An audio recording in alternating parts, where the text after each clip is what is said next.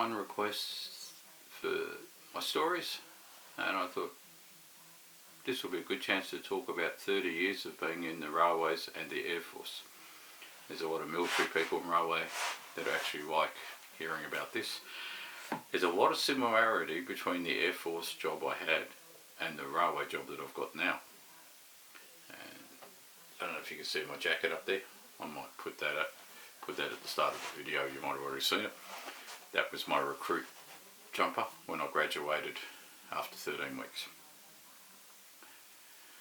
We will touch on a few things about deaths, so just a bit of warning that it's not graphic violence or anything like that, but I will talk about a few deaths that I've had to deal with in the Air Force and the railways. So if you do get offended by deaths, it might be just a bit of a warning for you. Tropical raspberry vodka drink with orange juice.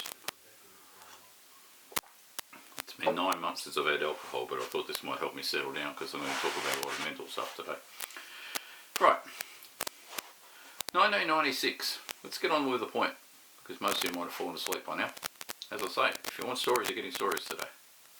If you want how-to advice, this is not the video, okay? 1996. It's January. We'll start there. I have my first child born, a son. 3 months later, wife pops the idea that maybe you should go in the military, because I've been talking about it since I was 18. We've been together for that long. I was 23 at the time. And I said, well, I don't want to go in the Navy because I don't like sharks, I don't like swimming. I never swim, I never get in the water. Men are meant to be above water, not below.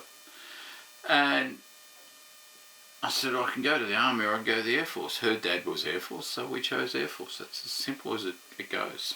Her dad was medically discharged. He was a spray painter and did his shouldering by going like that all the time. Ended up with a shoulder injury and got a medical discharge. But the family were quite happy for me to be Air Force. So I started the enlistment process. Come the end of July, and my wife's on the pill by this stage, okay? Come to the end of July, I'll get a letter. You're going in 7 days, August 6. Meet us at the tax office, which is where the recruiting centre had moved to. They'd moved out of where the Greyhound buses used to go in the 1980s, down on, I think it's Adelaide Terrace or St George's Terrace, I can't remember which one, but those two roads joined together in Perth. They'd moved out of that office and moved up to the tax office in Northbridge. So I'd started recruitment in the city and crossed the train line.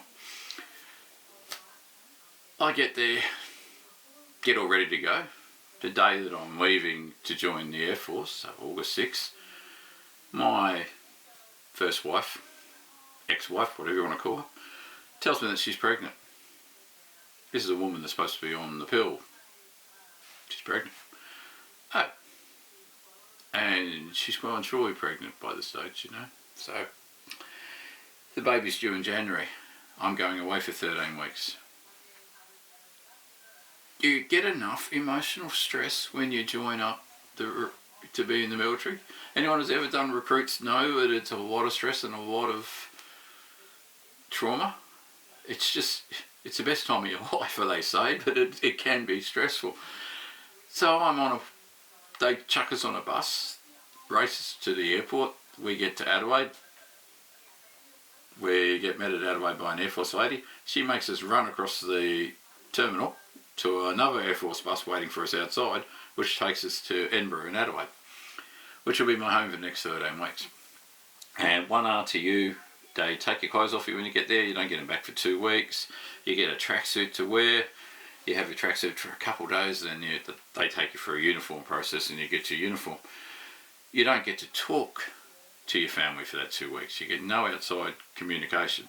So I'm there thinking, wife pregnant, can't phone. She knows I can't phone. Can't phone. Oh crap. And that was such a burden, to say the least.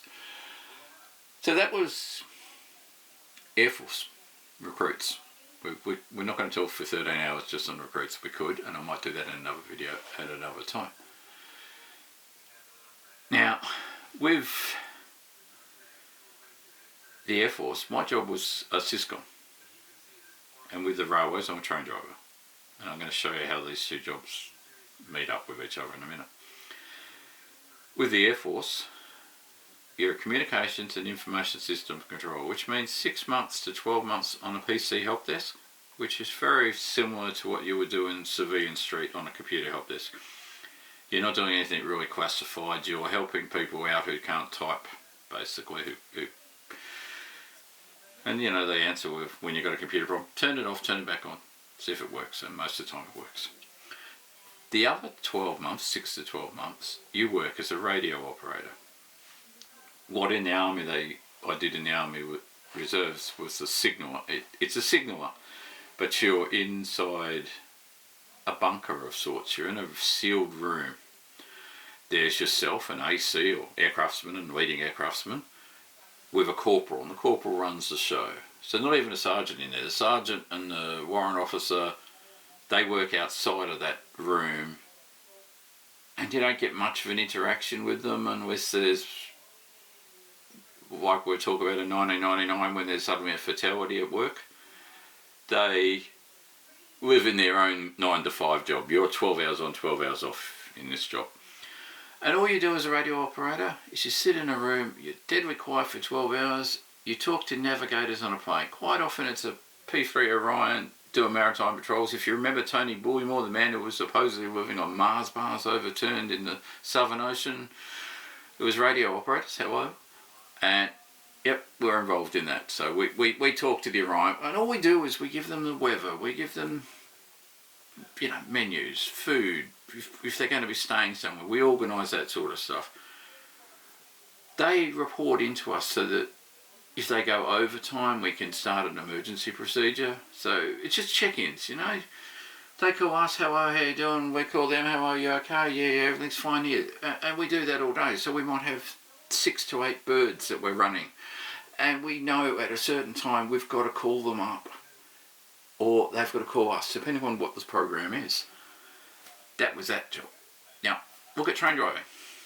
When I'm in freight, I've worked 12 and 14-hour shifts, depending on which freight company I've worked for. And the 14-hour shift was generally 12 hours of driving and an hour of getting in a car and driving back. And that would equate, I know it sounds like 13, but that would equate to 14 hours by the time you've actually got your train ready at the start and got in the car up there. And then when we did that, we'd have to drive in snow and icy roads. So you've been driving in a train for 13 hours or in the train for that long, and now you're in a motor car ready for bed trying to drive home. That's the worst freight jobs I've had. And freight, you walk the train. So when I worked in the Pilbara, our trains are 2 kilometres long. You walk out the whole length of the train, either to put handbrakes on, or take handbrakes off, or inspect that there isn't something interfering with the train, because in the Pilbara it was Brahman cows. And when I'm driving in the wheat belt freight trains, it could be kids vandalising your train while you're stopped at a level crossing, you know. That's the outside of the train job. The inside of the train job is just sitting in a cab. Passenger trains are exactly the same. Passenger trains are 6 to 7 hours. And you've got no AM FM radio, no CD player. Your mobile phones have to be kept in your bag. And if you have an accident, the first thing they're getting is the data from that phone to make sure you weren't doom scrolling on it. So your phones are tucked away, switched off in your bag, forget about them. You know, if anybody wants you, there's a radio there to call you on, you know, anybody important. It's quiet. Exactly the same as the Air Force. In the Air Force, at least I'd have a corporal to talk to, but it was a quiet room. Train cabs are quiet. Now, if you're driving a train to Frankston or Mernda or Armidale or Midland, you're going to have somebody sitting behind your door. Now, if you're unlucky, it'll be a screaming baby for 1 hour straight. But most of the time, it's somebody who doesn't want to get seen by a camera, and they think by getting in the corners they can get out of cameras, which, sorry guys, you're getting caught anyway. But the two jobs are very silent. And if you don't understand what I mean by silent, go sit in your motor car on the passenger side for 1 hour. Shut the door, leave the radio off, tell your family you're doing it in case they think you're going to exit the planet. But sit there, don't touch anything, just sit there like this, look straight out the window, don't move for an hour. then times that by 6 hours or times that by 12 hours and you know exactly what a train driver does. Okay, yeah, this hand's holding a brake controller and doing that every now and then, and this hand's holding a horn. If you want to do that, you can do that, but you've got to pay attention to what's in front of you. No less responsibility driving a train than there is being a radio operator in the Air Force. I have to make sure that in that 12 hours I don't nod off. I don't nod off in the trains because there's dead man switches, but the Air Force, it would be a lot easier to fall asleep because you're working 4 shifts straight at 12 hours. But you get problems, and it's when the problems come up is why you earn the money. 1999 is the first sort of, I had 2 incidents in 99, a plane crash and a train crash, and I'm in the Air Force and I had to deal with both. So I got involved in my worst train crash and my worst plane crash. April 1999. Now you can look this up in Google, it's not too hard to find it, but most of what's happened on that day will stay classified forever and a day. You've got a squadron leader, you've got a pilot and a navigator, right? In an F-111 over Malaysia. You got radio operators like us sitting down in Pierce, and we're dealing with, it's over the horizon, so we're dealing over the horizon. So we're the radio operators. We're dealing with that navigator on that plane. That plane crashed into a mountain. There was a military inquiry to it, which put in there Malaysia 1999 F-111 crash. You will get the military inquiry. It comes up as freedom information on Google. The cause of the plane crash was put down to 2 things. Radio operators, hello, us guys down here on the ground doing our job, and the radar being switched off. Now there's reasons for that radar being switched off, it had to be switched off, but the navigator was blamed for the crash.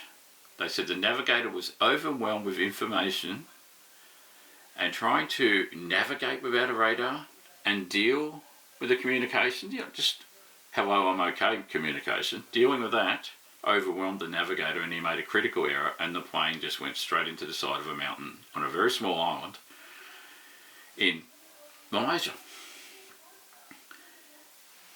Radio operators didn't get hung for it, we were exonerated. That's when your sergeant and your warrant officer come and talk to you and say, did you do your by the book? And everything's recorded, so yeah, we did our job, we did the check-in, we did this and this.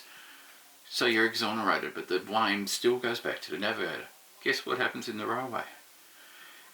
The signaller that I deal with is the radio operator, and I'm the navigator. So when there's an incident, it falls back on the driver. If a signaller in the railway sets the track wrong for you, and as a driver you turn left instead of turning right, now, there's plenty of places where there's 3 tracks and you can take either track, but you're supposed to be on one or the other. If the signaller gets it wrong, the blame goes back to the train driver. Because the train driver is supposed to check, we call it a road, but check the train track. So we're supposed to check the road that we're driving on, and we're supposed to know where we're going. You'd be amazed how many times over 22 years I've had to stop a train and call up a signal and say, I'm not meant to go left, I'm meant to go right. It's happened. Signallers get overwhelmed, but the blame falls back on the train driver. Okay, so 99, we had the plane crash in April. Go through to December. I'm working at RAAF Base Glenbrook from November 1999 through to April of 2000. I was just getting ready for the Olympics. I had to be there for Y2K. We had Timor going nuts, so we had to have radio operators ready to go on a drop of a hat. So I've got to work at Air Headquarters. The base that I'm at used to be owned by Alan Bond, and he had it as a resort. He built it as a resort on the side of the Blue Mountains in Glenbrook, so he could overlook the Sydney, the suburbs of Sydney. It has an amazing view, but the military brought it off him as a headquarter, and now they're selling it, I believe. Elbo's got that on the list of places to sell, so if they're going to pay off the national debt, they'll sell that building. Vodka. Alright, so December, 2nd of December 1999. If you don't know the date, you're going to know the story. I'm working at Glenbrook. This is the day when I met Stan Grant. This is the day when our parade ground got turned into a morgue and we had a helicopter come in. Indian Pacific, going down the mountainside. Sydney train, mountain train, going into Sydney. It collides with a car carrier on the back of the Indian Pacific. There's a reason there's a car carrier on the back of a passenger train. It's so if something hits it from the back, it doesn't hurt the passengers in the front train, okay? So that's why you always put a guard wagon in or a goods wagon or something at the back if you're doing a long haul passenger train. Helps to protect the front. There's an enormous amount of inquiries that went on in it. 7 people died, 50-something people were injured. I got to be a stretcher bearer on the day because I'm working up here. And the first thing you do is you get your local military people, if there's anybody close, to come down and help. And, you know, there's 2 cops working at the police station and there's 100 of us in the military base. So we were suddenly put into every imaginable duty you can imagine because there's a ready workforce there. So we got to take the injured up. And if you're going to have a train crash, I don't know what the gods' plans are with train crashes, but they take them in cuttings, in hard to get to places, in sidings, in... If it was on a nice open piece of train track, it wouldn't happen, I know, but every train crash I've been involved with has always happened in the most awful place to get to. And this was no different. It was under a bridge, in a cutting, and they couldn't get into it easily. So they had to work their way down and up and then ferry them up to the base because you can't land a helicopter down there, but you can land a base on the helicopter. The base is a kilometre away. We heard the crash from the base. It sounded like rolling thunder, you know. It just... We had thunderstorms that we were used to, and that's what it sounded like, a thunderstorm. It was really, really loud. And the train cut through the front of the suburban train, levelled out the front. The car carrier just split it like a tuna can. So it split the front carriage, driver's cab, everything right back, and then concertinaed back and crushed the rest of the train into it. Not as bad as some of the accidents they've had in Sydney, but when a train driver misreads signals, that's the end result. And that was my first experience at the railway. We had 7 bodies lined up in the morgue. I'm bringing up wounded, as we call them, injured people, and Stan Grant's up there. And I don't know who he was working for at the time.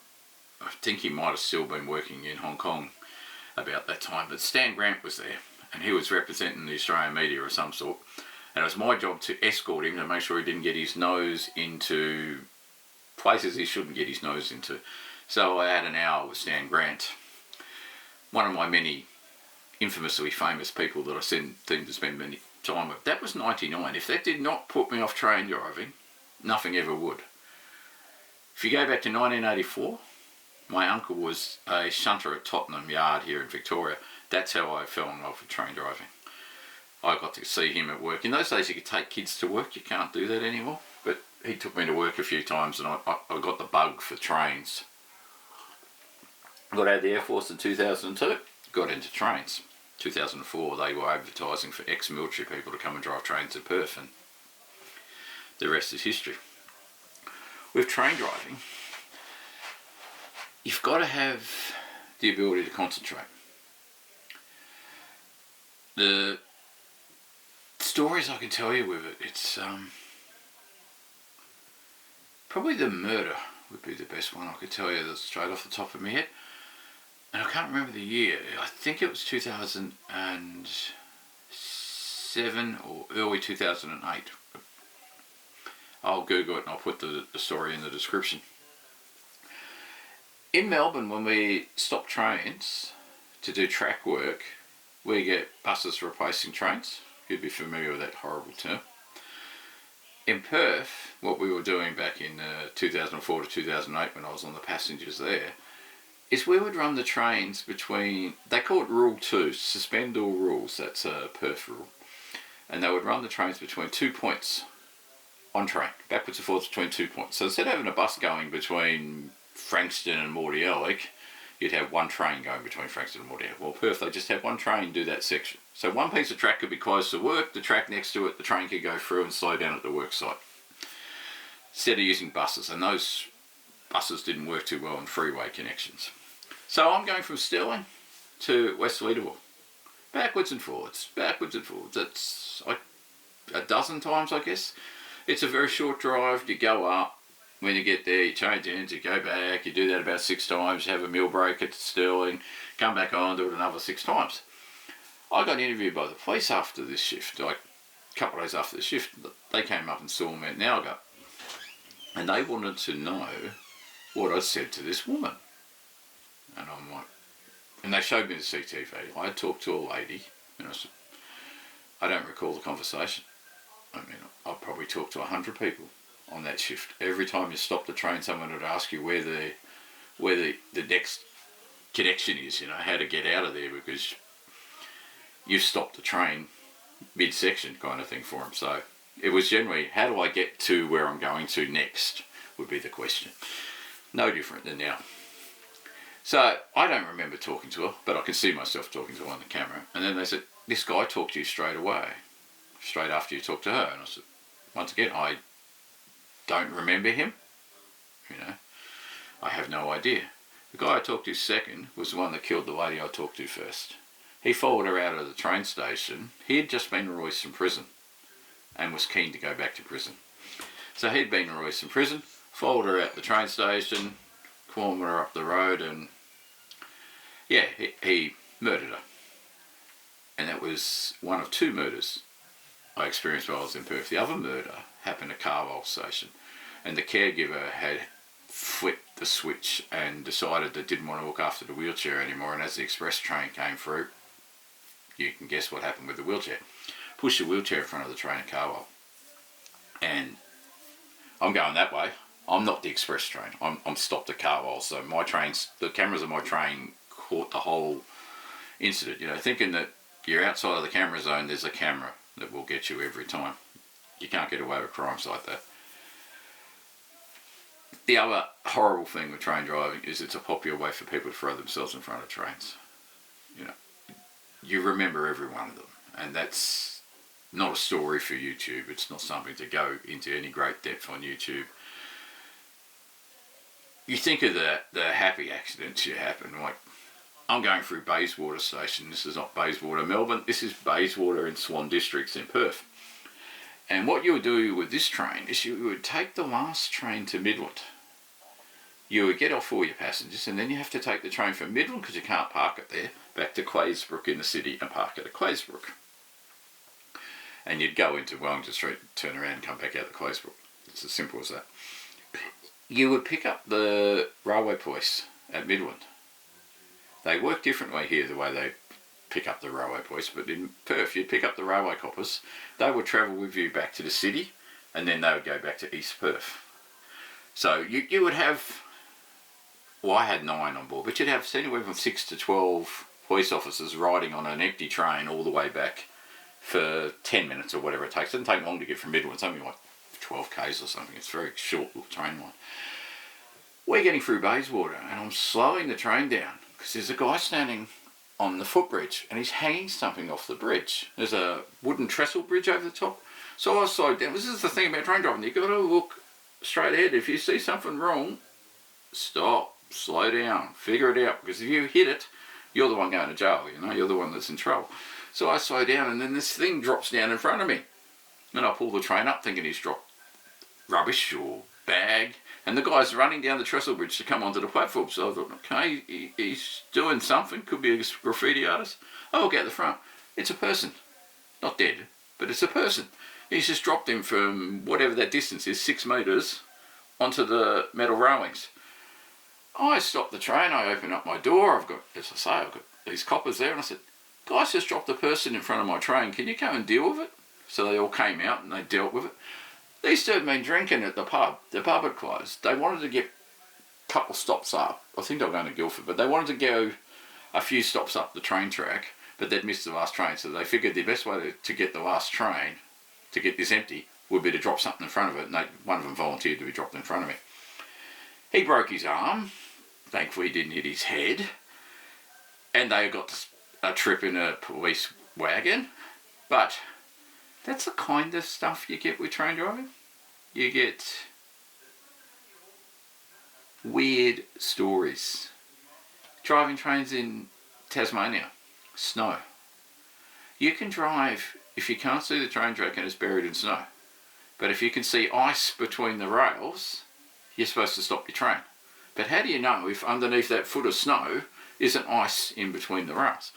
So you would drive until your train would pop off, and I'll put a link up. I've got videos of these, of what happens when the trains pop off at Tassie, so I'll pop a link up here and I'll put it in the description below, of a derailment site where two trains not only popped off the track, but they've got stuck on the side of a bank, a hillside, with I think it's a Pyman River below them, and they're going to be there forever. They can't get them out. They've thought of all sorts of things, from Chinook helicopters to you name it. It's inaccessible, so those trains are just, you know, lead and timber trains are just sitting there. That's train driving. You get the good jobs, like passengers are good jobs. Freight is not good job. Freight doesn't pay as much as passengers anymore, but I'm going to save the rest of my stories for a much later time.